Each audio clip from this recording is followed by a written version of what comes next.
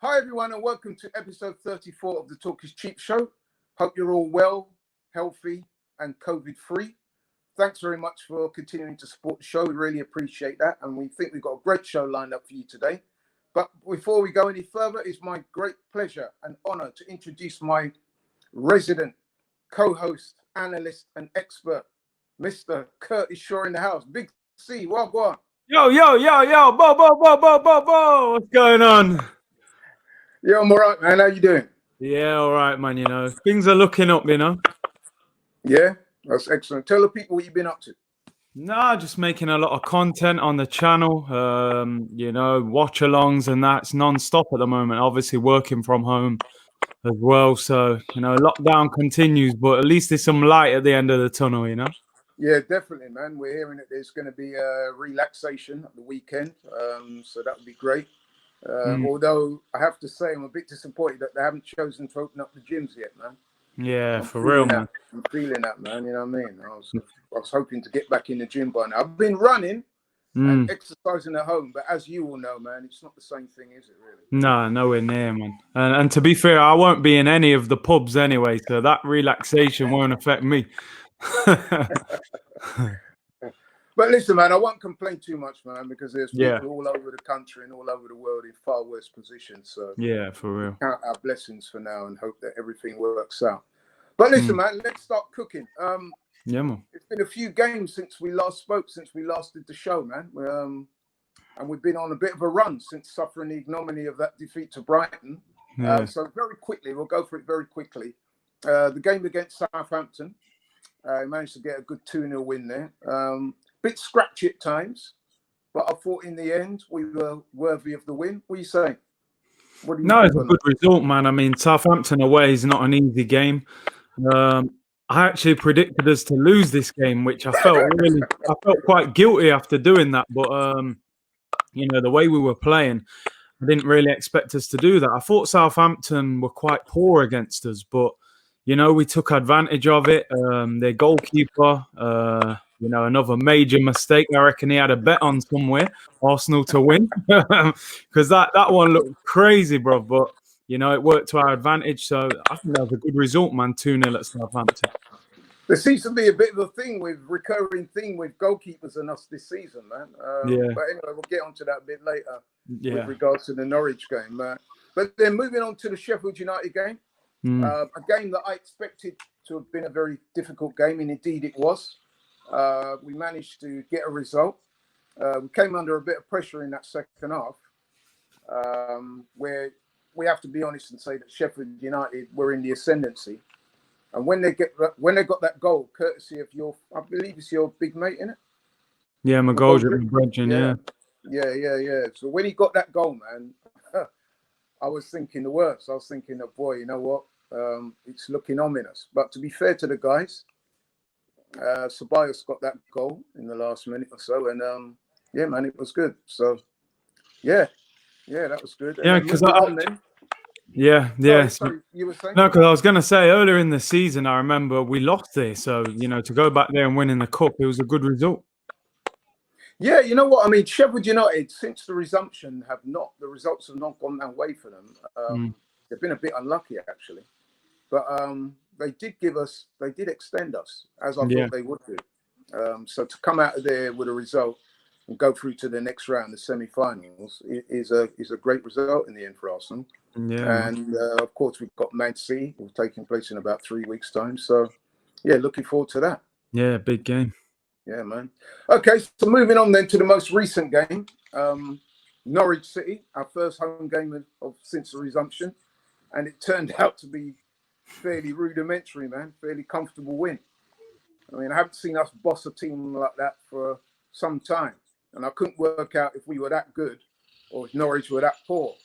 Maybe it's a combination of both, but I'll take it, man. I'll take it. So let's analyse it then. Team selection. There's a few notable omissions there. Ozil, of course, he didn't feature again. He hasn't featured since the resumption.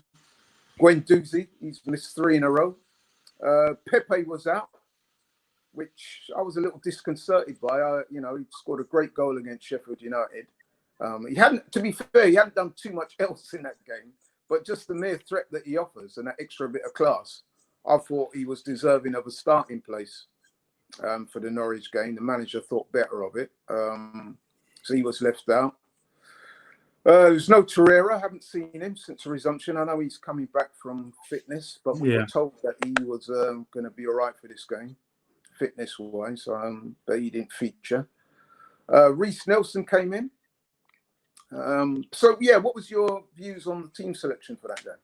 I mean, like you, I did want to see Pepe start this game, but I understand why, Arteta's rotating. He's probably looking at the games ahead and thinking, bigger fish to fry. I'm going to have to, rotate the squad. So he gave Reece an opportunity. Obviously, Hector Bellerin came in, or we'll be talking about his performance shortly. And a few others came in. So, look, he's got to rotate the squad. That's what the squad's there for. You're playing every 3 days. So I kind of understood why he made changes. Right. Okay. So, team formation then. We've noticed that since the Brighton defeat, he's gone from a flat back 4 to a 3 in defence. David Luiz came back in, and he seemed to be playing quite well. Yeah, David Luiz, I think, definitely benefits from 3 central defenders. It gives you that extra bit of protection. If you go wandering slightly, there's a little bit more cover. Actually, he won the title at Chelsea in a back 3. And actually, in the year we won the FA Cup when we beat Man City in the semi-final. Remember that year Wenger went to 3 at the back as well. So I think Arteta's probably looking at our defence at the moment and thinking, it's not good enough to be in a 4, so we'll go with the extra man in there. So I can understand why he's doing it as well. Yeah, it seems to be working out. So, he seems to have got that one bang on. So, yeah, fair play to the manager on that one, right? So, okay then. So, overall performance, what was your thoughts? I mean, look, you can only beat what's in front of you. 4-0 against anybody in the Premier League is a good result. I know Norwich are a poor team, and I believe they will go down. But bear in mind, I think we drew with them earlier in the season away from home, and Norwich beat Man City earlier in the season. So, I thought Granit Xhaka's goal was excellent. Really good team move. Luiz, long ball, Tierney, Aubameyang and Xhaka. Great move. Aubameyang closed down the goalkeeper again. Another goalkeeper, I reckon, you need to check his betting apps for the weekend. Tim Krul trying to do Cruyff turns on Aubameyang. I don't know what's going on there. You would expect more from an experienced goalkeeper like that, wouldn't you? Do you know what I mean? International goalkeeper trying to do that. But, I thought we'd done well. I was delighted to see us keep a clean sheet. I thought we still looked a little bit shaky at times at the back. I thought Bellerin had a disappointing game. I thought Mustafi was a bit shaky, and Lacazette just seems to have no confidence at the moment. He's doing everything else well, but the goal just don't seem to be there for him. Yeah, man, it's kind of worrying, isn't it? Because before we started back, he'd been on a couple of games where he'd scored, hadn't he? Yeah. Before the lockdown, prior to the 12th of March, he'd got a few goals and he was looking quite sharp. And as you say, you can see he's trying. I feel for the guy, man, because you could see like the pain is etched on his face. He's trying, but he's just slightly snatching at the chances, which indicates to me that there's definitely a confidence problem there, and it's just not going for him right now, is it? And the thing is, as a striker, it becomes even worse when the guy next to you is scoring every time he gets the ball. You know what I mean? Aubameyang's running off doing front flips every minute, and you're thinking. And then 60 minutes go, the board goes up. You see Eddie, taking his top off. Oh, no, I'm coming off again. Lacazette comes off, man. He looks like the world's about to end for him. He needs a little, a tap in or something just to fall for. What I would say, I must say, I was hoping that the manager would leave him on for the duration of the game, because let's be honest, man. Norwich were never really going to threaten, were they? Especially after we'd gone like 2-0 up. I don't know about you. I thought that was game over. Yeah. So I was hoping against hope that the manager would keep him on in the likelihood that he might get a goal. So yeah, I was a little bit disappointed for Lacazette. The struggle goes on, but Yeah. in the coming games, he can find his form, man. Because if anyone ever needed a goal, it's him right now. You know what I mean? So, Yeah, I'm desperately. feeling his pain, but at the end of the day, the manager's got decisions to make. So yeah, man. So tell me, the Xhaka thing's interesting because we're seeing a bit of a resurrection, aren't we, from Xhaka? You know what I mean? I mean, previous to the resumption, he was much maligned, and he seems to be one of those guys that since the resumption, he's coming back into some form. He's playing well, and he's looking back to his best. I mean, what I'll say with Xhaka, I've never been the biggest fan of the guy, but one thing I do respect about him is his temperament. I think I feel like Xhaka really cares about the football club, despite the antics and, what happened with him and the fans. I think, he puts everything in every game. I'll never question his commitment. I'll reserve judgment a little bit because, looking at the fixtures ahead, it's not so much Norwich at home and those sort of games. I want to know, what can you do against Liverpool? What can you do against Tottenham and these sort of teams? So I agree. I do think Xhaka has improved under Arteta, and he's got to keep that form up. He's definitely got to keep the form going in the upcoming games.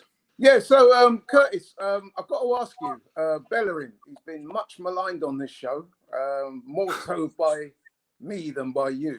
But I am interested to hear your thoughts on him because I was looking at that game yesterday, and let's be honest, man, he performed poorly. There's no getting away from it. But what was interesting is that at the end of the game, the camera panned to him, and he had that slightly forlorn, a bit more than slightly, actually. He looked quite downcast. He looked like a player that was really struggling to come to terms with his performance on the pitch. So what's your thoughts on that, man?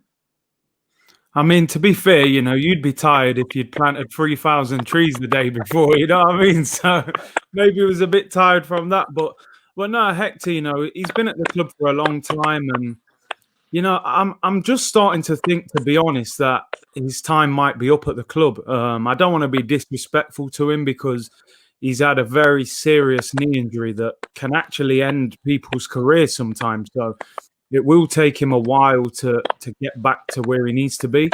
If I just look at the moment, I think Ainsley Maitland-Niles' performance the other day was far better than anything I've seen from Bellerin for a while. Cedric, we've given him a 4-year deal, so clearly they believe he is a good player. He scored with one of his first kicks of the ball. To me, we've got better options than Bellerin at the moment. And I think if a club was still willing to pay maybe 30 million plus for Bellerin in the summer, I think the club have to consider cashing in on Bellerin. Yeah. I mean, listen, man, like I said, he's been much maligned on this show previously. But I have to say, man, I called it the way I see it. I mean, some people are going to watch this, they're going to say that we got an agenda against Bellerin because of previous comments he's made about AFTV. That's one thing, but at the end of the day, man, the performances have spoken for themselves, and they've just not been good enough. And I kind of think he flatters to deceive, man. You know what I mean? I'm with you. They've got better options there. Ainsley Maitland-Niles is more than an adequate replacement for Bellerin. In fact, to me, he's a superior player. He looks fitter, faster, stronger. He's definitely a lot better offensively than Bellerin. And he could do more going back too. So yeah, and then of course we've got Cedric, who we signed on a few years contract. He needs more games. We got options, man. So I mean, football's a ruthless game. Yeah. And if the other guys there are in a better position, then they should get the nod. That's my thoughts on it. But moving on, man. So, listen, what was your thoughts on the Guendouzi situation, man? Because since the Brighton game, he's not featured at all. And we've heard lots of stories in the press about so-called lack of discipline and his attitude. And he seems to have got under Arteta's skin a couple of times. And he's not played at all since the Brighton game. So, what's your thoughts on that one? I mean, initially my thought was, Guendouzi's 20 years of age. Sometimes you do get these kind of discipline problems with younger players. Let's face it, 2 years ago, Guendouzi was unknown playing in the French second division, probably on, small wages compared to what he's getting now. A couple of years later, he's a French international. He's playing in the Premier League. He's probably, his ego's big right now, isn't it? He's feeling himself. He's got broad shoulders right now. So, he needs to rein it in. To be believed, then he's going around telling everybody how much he's earning. So, well, yeah, I think, he's got that little bit of arrogance about him that I think if he uses that in the right way, can help him in his career. Don't overdo it, but that little bit of feistiness. A lot of players like young Wayne Rooney's and that, they had that same fire in their belly, man. So initially I was thinking, Arteta, put your arm around him and help him. He was a midfielder as well, Arteta. But it seems that the general attitude is that Arteta's probably thinking, you know what, I've got enough to deal with right now. I don't need you being like a petulant child. And, because he said in the press conference that Guendouzi needs to change to be back involved, and he hasn't changed. So Guendouzi maybe is, his attitude, he must be quite annoyed that he's not playing. So I wouldn't be surprised if he's moved on in the summer either, to be honest. But it's interesting to note that Guendouzi has been linked with some big clubs. Real Madrid, Barcelona and Man United, to name but three. So they're clearly seen some talent in the kid. I'm just wondering, would we be cutting up our nose to spite our face if you was to allow someone like that to go and then he really blossoms at another club? And we'll be thinking he's that one that got away. You know what I mean? I mean, he's clearly a talented player. Like you said, he's a bit feisty. He's of that age where they think they know it all. You know what I mean? The confidence can quickly turn into arrogance if they're not reined in. But I also see things from Arteta's point of view as well. He's a young manager himself. He's come into the club. He's kind of set his stall out on the back of discipline and things like that. So if you've got a young guy, man, that's challenging you openly, and other players are seeing him getting away with that, you know what I mean? He's probably thinking, I can't afford to let that happen, because if my authority is undermined by one of the junior players, let alone some of the senior ones, I've got no chance. So it could be that he's making an example of it.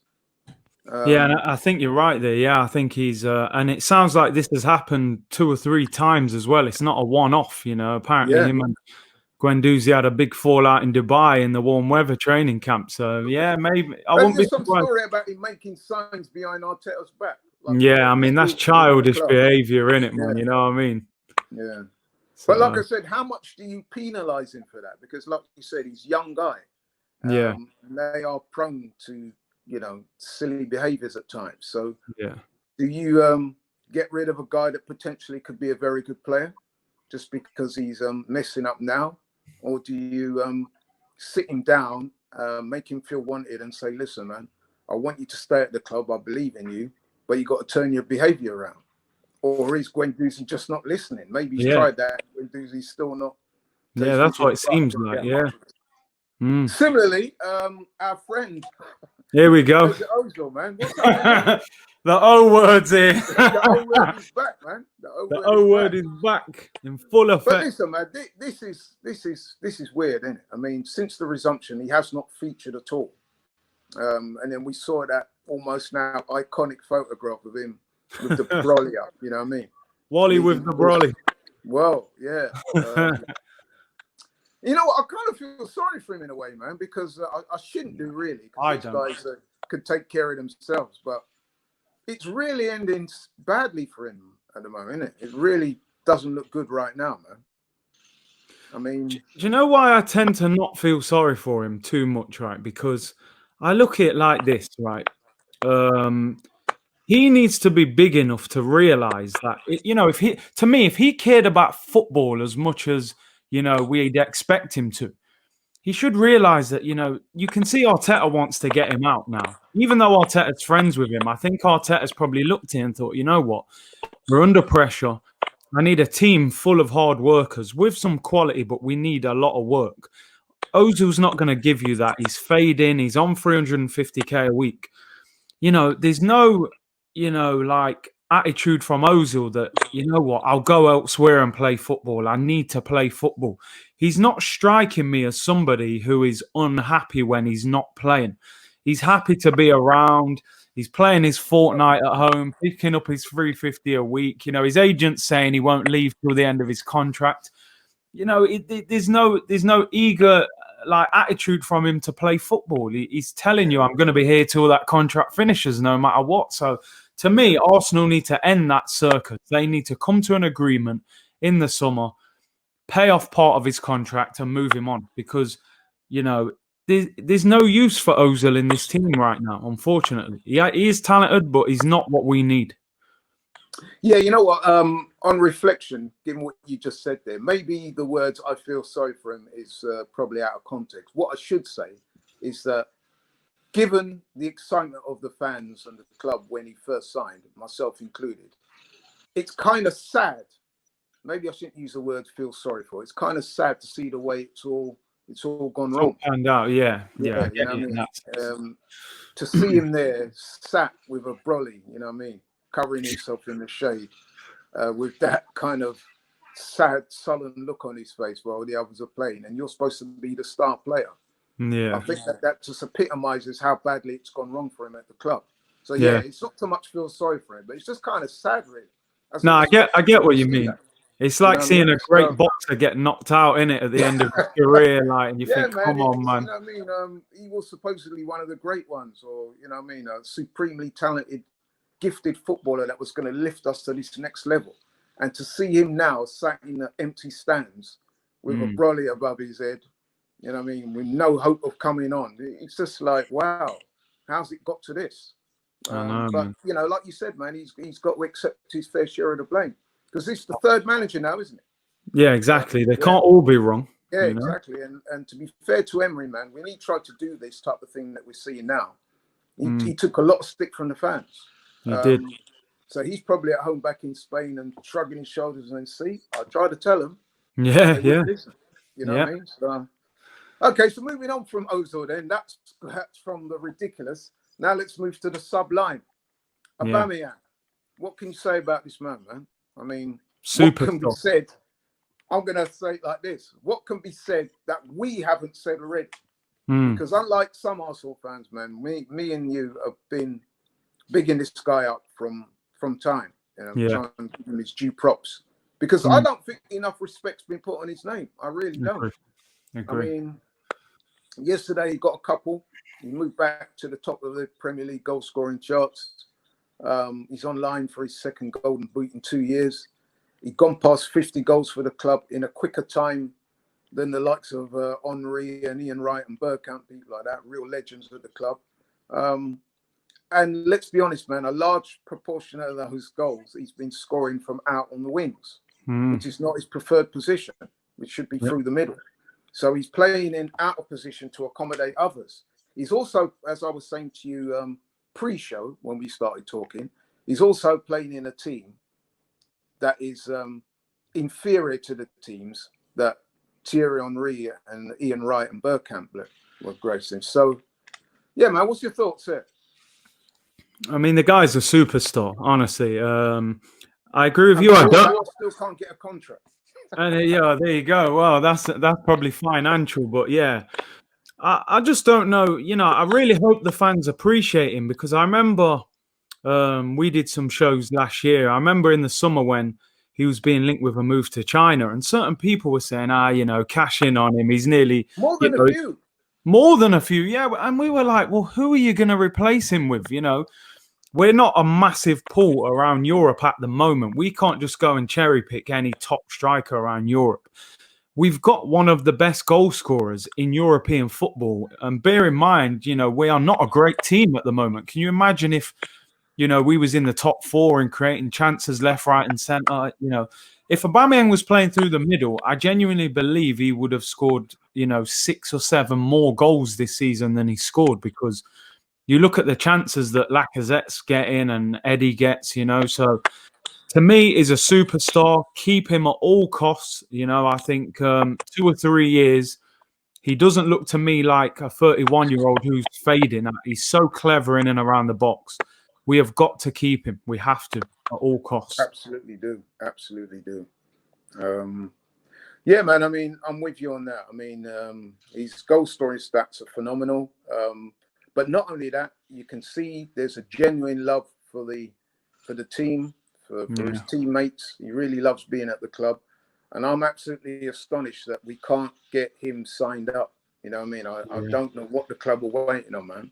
You know what I mean? It's really baffling.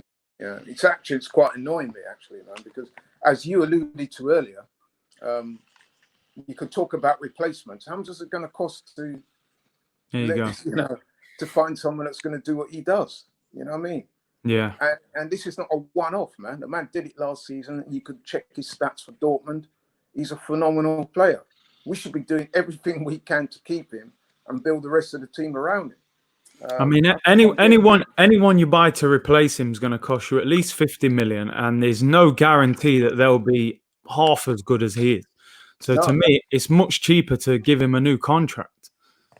Yeah, man, he's got to stay. Simply got to stay, man. But big up to Aubameyang, man. Big up, man. Yeah, man. On his couple of goals, man. Sensational player, and we got to keep him. Simple as that. 100. Right. So moving on then. Our ops of the week. Yeah.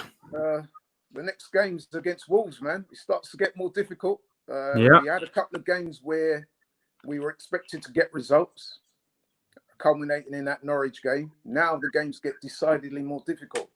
And the first one up is Wolves, who are looking real good at the moment, man. I've been watching them with interest, and they look dangerous. You know what I mean? Yeah. Guys like Traore, Jimenez, Jota, Leon Daka, you know what I mean? Right throughout, there's quality in that team, and they're well managed, well coached, disciplined. Yeah, all the elements are there, man. So yeah, what's your thoughts on that game? I mean, look, man, like you said, the last couple games have been, they felt reasonably comfortable, especially the Norwich game, but this one's going to be totally different. Wolves, as you say, are very good. A manager that we were linked with prior to Arteta coming in. They're well organised, a lot of quality in their team. It's going to be a hard game. I think there'll be goals in it. That's for sure. I think there will be goals in this. I don't know if it's naive of me, but I feel confident just based on the fact that we've won 3 games in a row, and we need to win this game. We're 6 points behind Wolves, and if we win this, we'll narrow the gap down to 3. I think we need to go there and put in a performance. So. I'm confident. I don't know why. They're currently 6th and we're 7th. So it's just one place, just above us in the table. But like you said, they have got a cushion of 6 points. Where if we can beat them, obviously we'll cut that to 3. But obviously beating them, that's easier said than done. And I've highlighted some danger there, man. Some threats, and they don't come any more threatening than Adama Traore. Oh, no, man, that boy's quick. Some of our frailties in our defence, man. I mean, they must be waking up at night with cold sweats on, man. Because boy, this guy, he's looking phenomenal right now, isn't he? Traore. Yeah, but we got our boy Tierney, man, at left back. Shirt tucked in, that Scottish grit and determination, man. Nothing's going past him. So hopefully Tierney will rattle him and just keep hold of him, man. But yeah, Traore. They do deploy Traore in different areas of the pitch. Yeah, so he does go wandering, man. He does go looking for work. He does, man. He does. So he won't be just operating down one wing. So I would imagine someone like Nuno Espirito Gomez, who's a very astute manager. He would have seen some of the deficiencies in our defence, and I'm pretty sure he'll be targeting those. And likewise, Jimenez, man, he's right up there in the goal scoring charts. I think he's got 16 goals, something like that. Yeah, he's a good striker. And he's linked up very well with Traore, isn't he? Yeah, very well. I mean, they've got a real nice attack, that Jota, Jimenez, and Traore. Yeah. Nuno, for me, he's actually going up in my estimation as how good he is. I mean, he's done a really, really good job. I mean, I think they're in the quarterfinal of the Europa League against old Olympiacos, who knocked us out. He put us out, yeah. And Wolves will probably beat them. I think they will beat Olympiacos. I think they've got to be favoured to beat them for sure. Yeah. Whilst nothing is a given. No.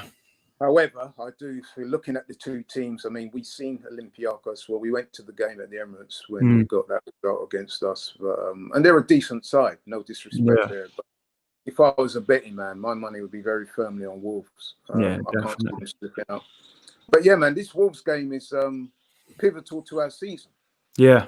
Because they would represent, I mean, okay, we played City on the first game back, and that was a complete horror show.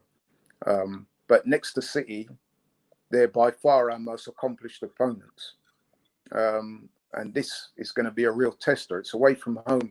The only thing I was going to ask you, we've seen since the resumption of the season that home and away doesn't seem to matter as much as it did prior to the resumption. So do you think that might work in our favour? Yeah, definitely. I think, because Wolves is quite lively, Molineux, with the fans there. So I think Wolves probably rely on their fans quite a lot. I also think, with the 5 substitutions, it seems to put a bit more pressure on your squad. And who's got the better squad kind of benefits. Now, I actually think we've got a better squad than Wolves. Even though Wolves have got a very, very good starting 11, I think we've got more depth than they have. So I'm just hoping we can, for some reason, I feel like we're going to get a result. I'm looking at the fixtures we've got coming up, and this is probably, I wouldn't say one of the easier ones, but I'd say it maybe gets even more difficult after Wolves, with the ones after that, with the likes of Liverpool and Tottenham and that. So I'm going to go for a win. I think we're going to win. I'm going to go for 2-1 win. So you're back to your... I'm back to the win. Maybe, maybe I should keep saying we're going to lose and then we'll win, But I think we're going to beat Wolves. I don't know why. I just fancy to get a result. We did beat them we drew with them last season and they beat us. So, we do owe them. But I have to say I would stop short of going for a victory. But I do agree with you, man. We've turned our fortunes around on the pitch. And with the signing up of Saka to a long-term deal, Aubameyang coming back into form. We've won our last 3 games, and I think if you look at the performances, they've progressively got better. So like I said, the Brighton game was woeful, the way we threw that away, but then we came back and we beat Southampton in a game where a lot of people didn't expect that, myself included. I was predicting a draw. We've gone to Sheffield United, which is never an easy place to go, and we beat them, even though we came under pressure. And then in the last game, we completely dominated Norwich and beat them quite comfortably. So if you look at the trajectory of the performances, there is an ascendancy there. So maybe we can keep that going against Wolves and get a result. So I'm going for a draw in that game. I've gone for a few draws recently, but I've got to give enough respect to Wolves, man. They're playing really well. They are good. They're not going to be easy to turn over. So, but I don't think we will lose either. So I'm going for a draw. Might even be a scoring draw, man. 2-2. 2-2, yeah. I see goals in this game. Yeah, definitely goals. Definitely. Because both teams, their strengths lie in their attack. Yeah. Although Wolves have got some decent defenders as well. Willy Bolly looks quite good. And then they got Connor Cody as well. Connor Cody, yeah. Yeah, he looks decent. But yeah, I would say, I mean, Wolves fans may disagree with me. They know their team better than I do. But looking at them, they look like they're better going forward than they are in defense. Yeah, I would say so. Certainly not unbeatable. So I think if we can go there, man, and play with a bit of confidence, get the ball to Aubameyang, then we can get a goal or two, and hopefully somebody will support him in the goal scoring. Like you said earlier, we started to score from midfield now. Yeah, something that hitherto we've struggled with, man. And a point that you had made previously when we've spoken about him is that Danny Ceballos, who was outstanding particularly in the first half of the game against Norwich. And we've seen him do it to other teams as well. And he got the goal against Sheffield United. I think you have to go back as far as the Burnley game, and he was really good in that game. We need to see if he can put in those types of performances against the better teams. Yeah. So I'm pretty sure Mikel Arteta will be sitting him down and saying, listen, man, this is your challenge. We need you to replicate that form against the better teams, starting with Wolves. and then we've got the likes of Leicester coming up, Tottenham, Liverpool. Yeah. Liverpool. We've got Man City in the cup. So there's some really big games coming up, and these are the times where these guys now are going to have to stand up. Yeah, because I think Ceballos, I think his future's still up in the air. It sounds like Madrid are willing to let him go. I don't think any Arsenal fan is sure really whether they would want to sign Ceballos or not. So I think he needs to use these next games. Can he put those performances in against the big teams? Because he was brilliant against Norwich. Yeah, man. Yeah, for that first half in particular, he pretty much ran the show. Yeah. But I would hasten to add that I don't think Wolves are going to provide him with such luxuries. No, they won't. In the next game, man, he's going to have to show and prove. So let's hope he does that, man. But yeah, I'm you know what? I'm looking forward to this game, man. Yeah, because I think it's a real test. And how do you think Arteta's shaping up since the resumption? I think he's improving. I definitely think he's improving. I think the formation change has helped. Sometimes you just need, as a player, when you're struggling, something different to believe in. You know, a different shape, a different setup. And I think at the moment that's working. He's having to rotate the squad, which is understandable. You know, it's a little bit of a unique situation. You wouldn't usually be playing 3 games every week like we are. But I think he's adjusting to it. He's learning on the job. So, you know, he's going to need time. Just make them substitutions sometimes a little bit, you know, be a bit more proactive and not reactive. Because a lot of the time we're 1-0 up, you think, come on, get the second goal and finish them off. But apart from that, yeah, I think he's doing all right. But we'll see by the end of the season, you know, how good he is. I mean, listen, I'm with you on that. I thought in our first game back, the Man City game, I thought tactically he got that very wrong. I thought we showed City far too much respect. In the Brighton game, but, you know, with the City game, obviously there was the sending off and there was the absolute horror show from David Luiz.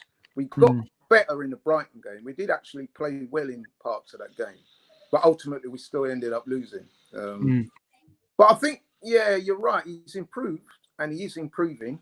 It's definitely a work in progress, but I would definitely agree with you on the substitutions. They need to be a bit more proactive and more game-changing for variety rather than just using up time, so to speak, and giving people a little run out. You know what I mean?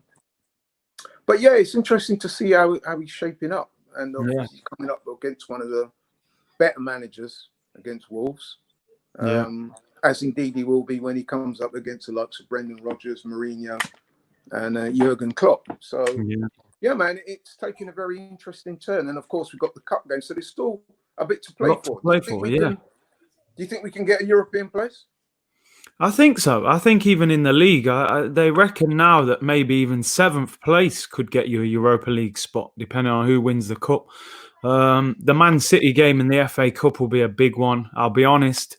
I was watching the draw thinking, give us Chelsea or Man United, not City. And then, you know, City come out. But listen, don't play with fear. I don't want to see the performance that we did in the league, you know, be at Wembley. We got a great record at Wembley. I know there's no fans there, but, you know, don't show Man City so much respect in a one-off game, because if we can get to the final, who knows, you know, if we could finish in the top 6 and win the FA Cup, we'd have rescued something from the season. So, you know, a lot to play for, but I just hope the manager's positive. Yeah, absolutely. I would agree with that. Yeah, we need to be positive. He needs to learn the lesson from that game against City. The first game after the resumption, where I thought we were far too placid. Showed City too much respect. And I think in many ways, the injuries and the sending off of David Luiz kind of papered over the cracks a little bit. Yeah, I agree. I thought we were a bit naive going into that game. So hopefully you learn the lesson. In fact, I did pick up something from an interview he gave once we beat Sheffield United. And he was saying that playing the semi-final at Wembley will be a lot different to playing them in the league. So I'm hoping that means he'll adopt a slightly different approach. Go on the front foot, because we do need that, man. So yeah, let's hope so. But all in all, man, it's been quite an encouraging week. Yeah, good week, man. Things are turning around slowly, man. But I remember the last show, man, it was looking quite downcast, wasn't it? Oh, mate. You know what I mean? after the Man City and Brighton horror shows, man. But a lot can change in football in 7 days, man. So Yeah, in fact we did say that, didn't we? We said that the one good thing about football at the moment is that because the games are coming so thick and fast, if you do lose a game, you've got the next one coming up quite quickly, so you can seek to make amends. You know what I mean? So that's what they've done. So we can't argue with that. No, 3 wins on the bounce, and all of a sudden things are looking up. And then even off the pitch, we managed to secure the services of Saka. Tell me what you think about that, man. No, brilliant.